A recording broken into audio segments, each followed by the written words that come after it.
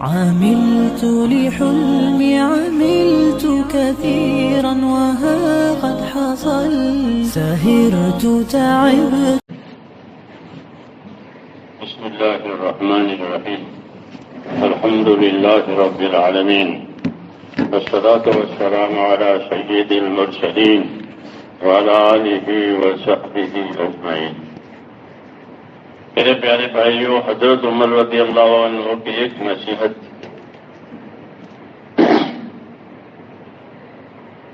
ایک مجمع جا رہا تھا سفر میں اللہ کے راستے میں، تو اس کے ذمہ دار سے فرمایا حضرت عمر نے، اس کا وہ جماعت تھی، وہ قافلہ تھا اور اس کے ذمہ دار تھے، تو اس ذمہ دار سے حضرت عمر نے ایک بات فرمائی. وہ خالی ان کے لیے نہیں تھی، ان کی باتیں تو سب کے لیے ہوتی، خلفائے راشدین کی سنتیں. جماعت کے ذمہ دار سے، قافلے کے ذمہ دار سے یہ فرمایا کہ یہ تمہارے ساتھ لوگ جا رہے ہیں، ان کو خیر کے کاموں کا عادی بنانا.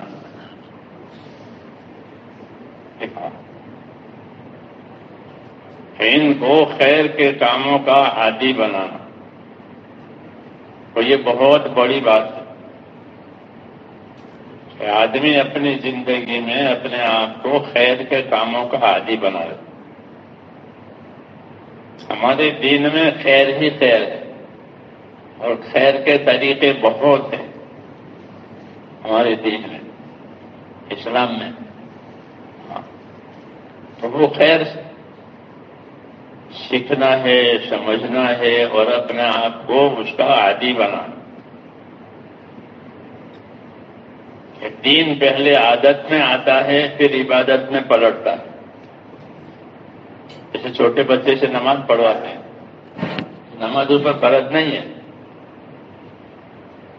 نماز اس وقت فرض نہیں ہے کیونکہ وہ نہ ابھی چھوٹا ہے. لیکن کیسے نماز پڑھواؤ؟ تو مارو اس کو، تھپڑ مارو، لکڑی سے مت مارو، تھپڑ مارو. 10 برس کا ہو گیا، نماز نہیں پڑھتا. کیوں؟ تاکہ وہ نماز کا عادی بنے بچپن سے. تو عادت میں دین آئے گا، پھر عبادت میں پلٹ جائے گا. پھر جب بڑا ہوگا تو اب وہ نماز اپنی سمجھ کے پڑھے گا کہ میری نماز ہے، میرے اوپر فرض ہے. اس لیے حضرت عمر رضی اللہ تعالیٰ عنہ یہ نصیحت کرتے تھے کہ اپنے آپ کو، اپنے ساتھیوں کو خیر کے کاموں کا عادی بناؤ. اگر وہ عادی نہیں بنیں گے تو بہت سی خیر سے وہ محروم ہو جائیں گے.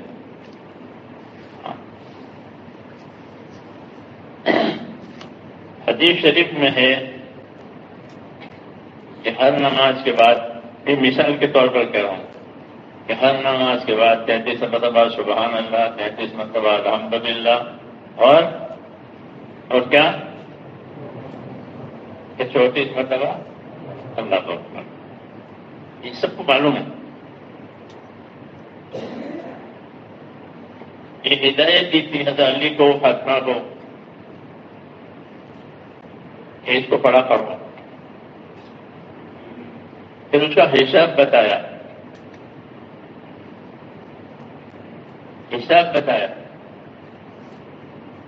کہ ہر نماز کے بعد یہ 100 ہو جاتے ہیں. 33 33 اور 34 کتنے ہو گئے؟ 100 ہو گئے نا. تو 5 نمازوں کے بعد کتنے ہو گئے؟ 500 ہو گئے. اور پھر سونے کے وقت، سونے سے پہلے اس کو پڑھنا ہے، تو کتنے ہو گئے؟ یہ 600 ہو گئے. فرمایا یہ 600 کلمات ہیں، اور ہر کلمے پر اللہ 10 نیکی دے گا. سبحان اللہ کی 10 نیکی، الحمدللہ کی 10 نیکی، اللہ اکبر کی 10 نیکی. تو کتنے ہو گئی نیکیاں؟ ہاں، 6000 نیکی روز. روز 6000 نیکی کمائے تو 2000 میں کیسے جائے گا؟ نیکی والا دوزخ میں جائے گا، کیونکہ 6000 گناہ تو روز کرے گا نہیں، 6000 گناہ تو نہیں کرے گا، لیکن 6000 نیکی روز ہو جائے گی۔ یہ ترغیب دی ہے۔ حضور صلی اللہ علیہ وسلم باپ اپنے بیٹے کو ترغیب دیتا ہے، بیٹا یوں کرنا، یوں کرنا، یوں کرنا۔ حضور صلی اللہ علیہ وسلم فرماتے تھے میں تمہارے باپ کی طرح ہوں، والد کی طرح ہوں۔ تو آپ نے یہ امت کو سبق دیا مثال کے طور کہ یہ تسبیحات 100 ہوتی ہیں اور 100 نے مل کر تو یہ کل 600 ہوتی ہے، اور ایک پر 10 نیکی ملتی ہے، تو ٹوٹل کتنا ہو گیا کہ 6000 نیکی روز۔ لیکن فرمائے اس کے کرنے والے تھوڑے ہیں، یہ بھی فرمایا کہ اس کے کرنے والے تھوڑے۔ اور قاضی فرماتے ہیں جب سے مجھ کو یہ حدیث ملی ہے کبھی میں نے اس عمل کو چھوڑا ہی نہیں۔ تو کسی نے پوچھا کہ آپ تو میدان جنگ میں ہوتے تھے، دشمنوں کے سامنے ہوتے تھے، وہاں کیا کیا؟ کہ وہاں بھی پڑھی۔ یہ تو مسجد میں نہیں پڑھتے۔ جی ہاں، ہماری تو یہ حالت ہے کہ مسجد میں نہیں پڑھتے، وہ دشمنوں کے سامنے بھی پڑھتے۔ یہ بھی تسبیح پڑھنے کا وقت ہے، نماز پڑھنے کا وقت ہے، نماز کا وقت ہو گیا، نماز کے بعد یہ پڑھی جاتی ہے، تو نماز کے بعد بھی پڑھ لیتا ہوں۔ کہ میدان جنگ میں کہ میں نے میدان جنگ میں بھی پڑھی۔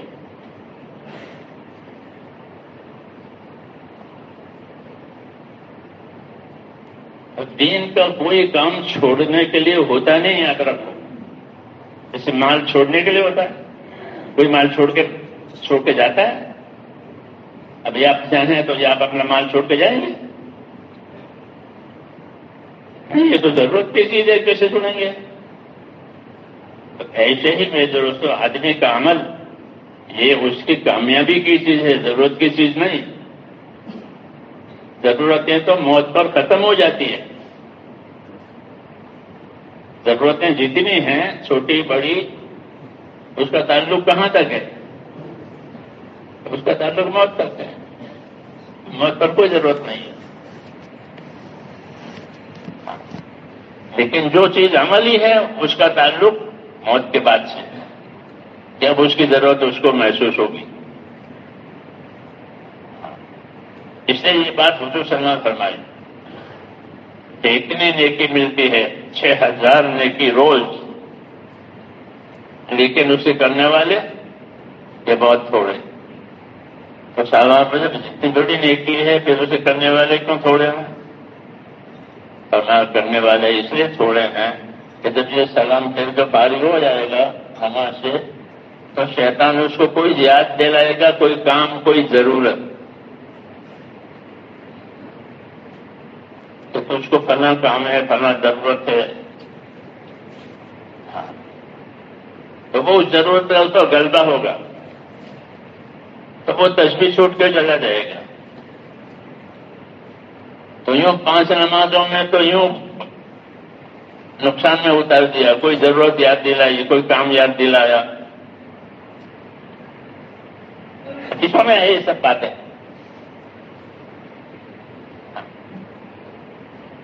حالانکہ وہ کام اب تک نہیں ہوا تھا، آئندہ تسبیح پڑھنے کے بعد بھی ہوگا، لیکن نہیں، وہ اس نے ڈالا بان، تو وہ تسبیح چھوڑتے چلا گیا۔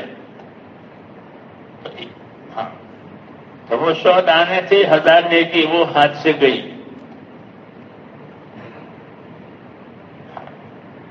ایسے سونے کے وقت میں لیتے لیتے پڑھتا ہوں، ہوش ہو گیا، اس کی آنکھ لگ گئی، نہیں پڑے گا۔ تو کہا اتنے آسان اور 6000 نیکی، پھر کیوں تھا؟ اس کی یہ وجوہات ہوتی ہیں کہ اس کو کوئی کام یاد دلایا، کوئی ضرورت یاد دلائی، تو وہ چھوڑتے چلا گیا۔ تو یہ باتیں اس لیے کہی گئی ہے کہ لوگ اس کی پابندی کریں۔ تو حضرت جی فرماتے تھے کہ یہ تسبیحات جب سے میں نے حضور سے سنی ہے یہ کبھی فوت نہیں۔ تو کسی سوال کرنے والے نے سوال کیا کہ میدان جنگ میں کیا کیا تھا؟ رات دن مصروف تھے دشمنوں میں، کہ وہاں بھی پڑھی ہے، نمازیں بھی پڑھی ہے، تسبیح بھی پڑھی ہے، اور یہی دین ہے میرے بھائی۔ ہاں، یہ دین کوئی ایسی چیز نہیں ہے کہ ہوا ہوا نہیں ہوا نہیں ہوا، دین ایسا نہیں ہوتا تو ہوا ہوا نہیں ہوا نہیں ہوا، ہے نا؟ دین تو اس لیے اترا ہے کہ لوگ اپنے آپ کو اس کا پابند کریں۔ یہ بات نہیں ہے کہ یہ تسبیح پڑھنا ضروری ہے، فرض ہے کہ نہ، یہ بات نہیں ہے، لیکن ایک عمل ہے اور اس کا ایک وقت ہے کہ نمازوں کے بعد اور سونے سے پہلے اس کو پڑھو، تو اس کا وقت بھی بتایا، اس کا طریقہ بھی بتایا۔ ہاں، تو کیا یہ چھوڑنے کے لیے بتایا؟ اس لیے حضرت عمر رضی اللہ تعالیٰ عنہ یہ فرماتے تھے کہ اپنے آپ کو خیر کے کاموں کا عادی بناؤ، کہ خیر کے کاموں کا عادی نہیں بنائے گا تو فضولیات کا عادی بنے گا، فضول چیزوں میں وقت بھی جائے گا، صلاحیت بھی جائے گی، سب کچھ جائے گا، ادھر نہیں تو ادھر آدمی ہے، یا تو ادھر ہوگا یا ادھر ہوگا، یہ نہیں کہ ادھر بھی نہیں ادھر بھی، کیسا نہیں ہوتا، یا اندھیرے میں ہوگا یا اجالے میں ہوگا، جی ہاں، یا صحیح روپ پر ہوگا یا غلط روپ پر ہوگا۔ ہاں، اس لیے میرے دوستو اصل چیز یہی ہے کہ اپنے اندر دین پیدا کرنا، اپنے اندر دین سیکھنا، اور پھر اپنے آپ کو آخر تک اس کا پابند بنانا، ارادے کے ساتھ، یعنی کہ ماحول کی وجہ سے کر لے، ماحول کی وجہ سے ہو جائے یہ بات کافی نہیں ہے، جیسے ابھی یہاں ہیں سب کرتے ہیں، تو یہ کمزور ہے بھائی یہ بات کہ بھئی ماحول ہے تو کر لیا، کہ نہیں، ماحول ہو نہ ہو ہمیں کریں اور ہم اس کا ماحول بنائیں گے، ماحول نہیں ہے تو کہ ماحول میں جو ماحول بناؤ کہ تم سب کرو تاکہ دوسرے لوگ بھی کریں، اسے ماحول بنے گا۔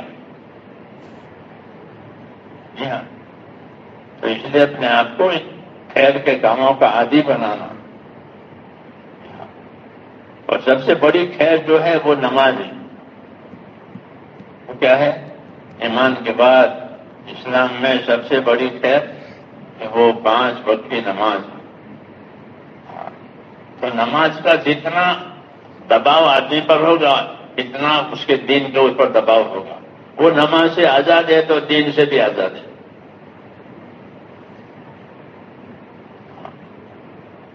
نماز کا دباؤ، نماز کا وزن، جی ہاں، حضرت عمر رضی اللہ تعالیٰ عنہ پر حملہ ہوا، ایک دشمن نے حملہ کیا، نماز پڑھا رہے تھے، قاتلانہ حملہ، بہت بھاری حملہ تھا وہ، تو بے ہوش ہو کر گر گئے نماز میں، فجر کی نماز میں، اندھیرے میں اس نے حملہ کیا، تو بے ہوش رہتے تھے، لوگ آتے تھے پوچھتے تھے، جیسے لوگوں کی عادت ہوتی ہے، تو ایک صحابی آئے مشور ابن مخرمہ، انہوں نے پوچھا امیر المومنین کا کیا حال ہے؟ یہ حال ہے، دیکھو ہوش میں نہیں ہے، ہوش میں لاؤ، انہوں نے کہا ہوش میں لاؤ، ہوش میں کیسے لاؤ؟ کہ نماز سے ہوش آئے گا، ٹھیک ہے، کہ نماز سے یہ ہوش میں آئیں گے، کہ بن گیا نماز کا دباؤ۔ اور لوگوں نے جا کر امیر المومنین الصلاۃ الصلاۃ صلی کا، امیر المومنین نماز، آپ نے نماز پڑھی؟ پھر جب ہوش آیا، کیونکہ حملہ بہت زوردار حملہ تھا. ادھر سے ادھر پیٹ چھیڑ دیا تھا انہوں نے. علاج کرنے والے آئے تھے، جیسے آج کل ایکس رے ہوتے ہیں، کیا کہا، اس زمانے میں ایکس رے نہیں تھے، تجربے تھے.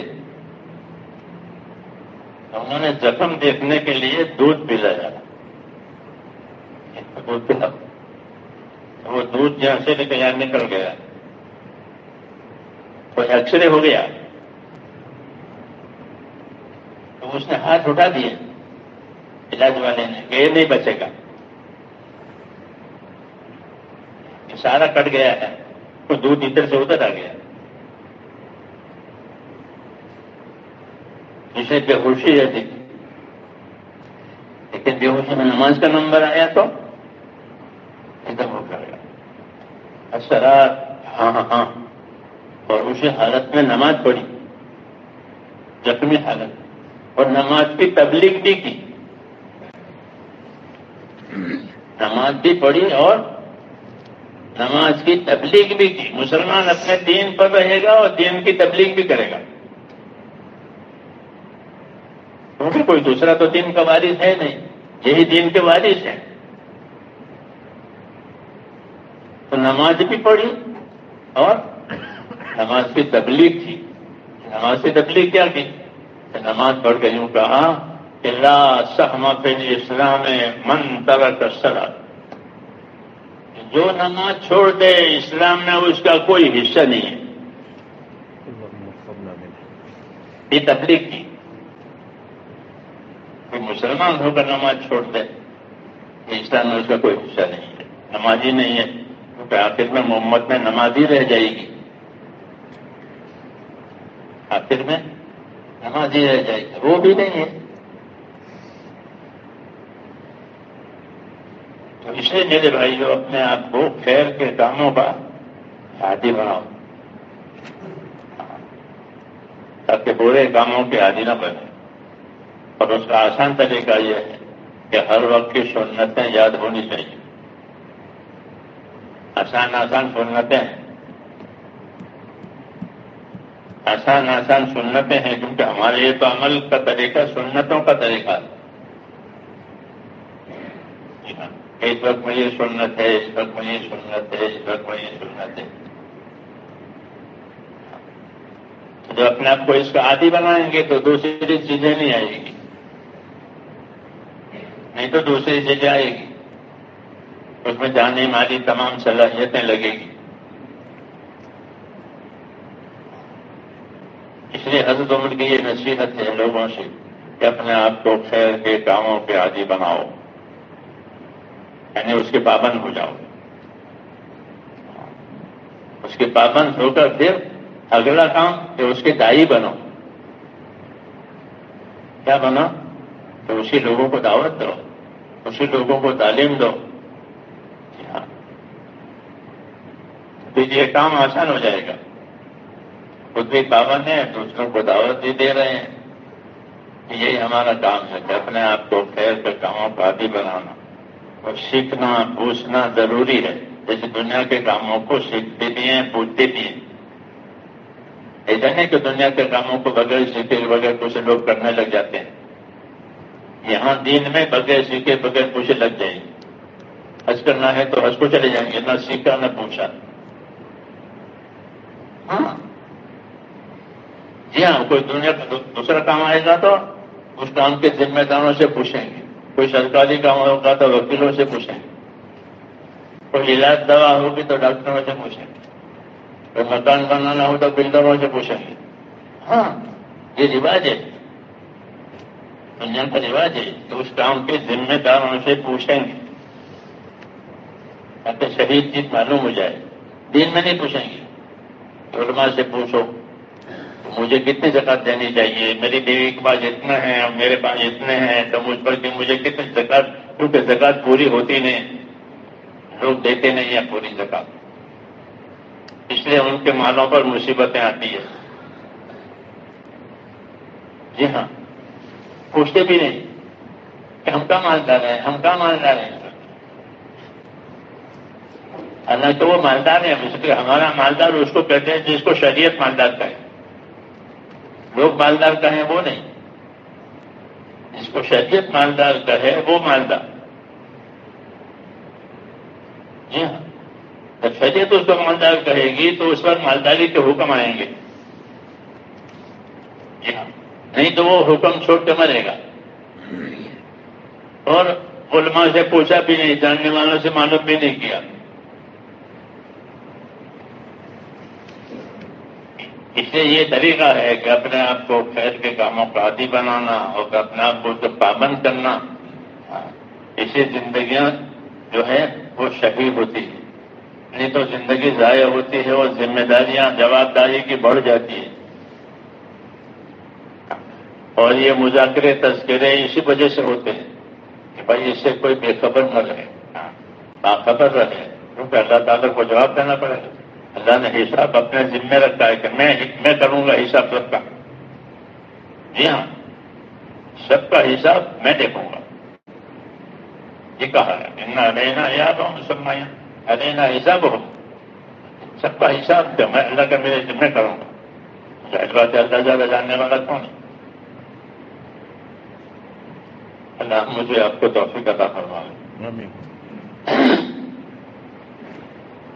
اللهم صل وسلم وبارك على سيدنا محمد سيد المرسلين وعلى آله وصحبه أجمعين. ربنا إننا آمنا فاغفر لنا ذنوبنا وقنا عذاب النار. اللهم إنك عفو تحب العفو فاعف عنا. عملت لحلمي عملت كثيرا وها